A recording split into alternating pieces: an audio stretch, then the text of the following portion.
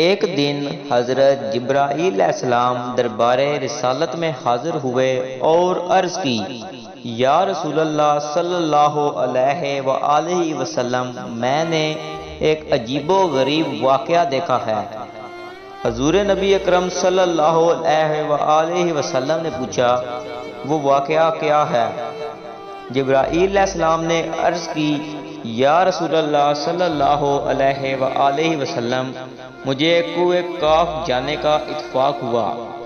مجھے وہاں آ اور فغاں رونے چلانے کی آوازیں سنائی دیں۔ جدھر سے آوازیں آ رہی تھیں میں ادھر کو گیا تو مجھے ایک فرشتہ دکھائی دیا جس کو میں نے اس سے پہلے آسمان پر دیکھا، جو کہ اس وقت بڑے اعزاز و کرام سے رہتا تھا۔ وہ ایک نورانی تخت پر بیٹھا رہتا، 70,000 فرشتے اس کے گرد صف بستہ کھڑے رہتے تھے۔ وہ فرشتہ سانس لیتا تو اللہ تعالیٰ اس سانس کے بدلے ایک فرشتہ پیدا کر دیتا تھا، لیکن آج میں نے اسی فرشتہ کو کوہ کاف کی وادی میں سرگرداں و پریشان آوازاری کنندہ دیکھا ہے۔ میں نے اس پوچھا، کیا حال ہے اور کیا ہو گیا ہے؟ اس نے بتایا، معراج کی رات جب میں اپنے نورانی تخت پر بیٹھا تھا، میرے قریب سے اللہ تعالیٰ کے حبیب نبی اکرم صلی اللہ علیہ وآلہ وسلم گزرے تو میں نے حضور نبی اکرم صلی اللہ علیہ وآلہ وسلم کی تعظیم و تکریم کی پرواہ نہ کی۔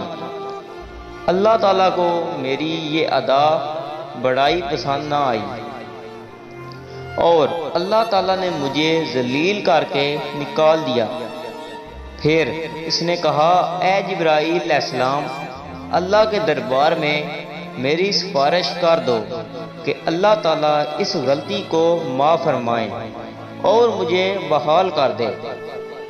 یا رسول اللہ صلی اللہ علیہ وآلہ وسلم، میں نے اللہ تعالیٰ کے دربار بے نیاز میں نہایت عاجزی کے ساتھ معافی کی درخواست کی۔ دربار الہی سے ارشاد ہوا، اے جبرائیل علیہ السلام، اس فرشتہ کو بتا دو اگر یہ معافی چاہتا ہے تو میرے نبی صلی اللہ علیہ وآلہ وسلم پر درود پاک پڑھے۔ یا رسول اللہ صلی اللہ علیہ وآلہ وسلم، جب میں نے اس فرشتہ کو فرمان الہی سنایا تو وہ سنتے ہی حضور اکرم صلی اللہ علیہ وآلہ وسلم کی ذات گرامی پر درود پاک پڑھنے میں مشغول ہو گیا، اور پھر میرے دیکھتے ہی دیکھتے اس کے بالوں پر نکلنا شروع ہو گئے۔ پھر وہ ذلت و پستی سے اڑ کر آسمان کی بلندیوں میں جا پہنچا اور اپنے پسند یعنی تخت پر براجمان یعنی تشریف رکھ لی۔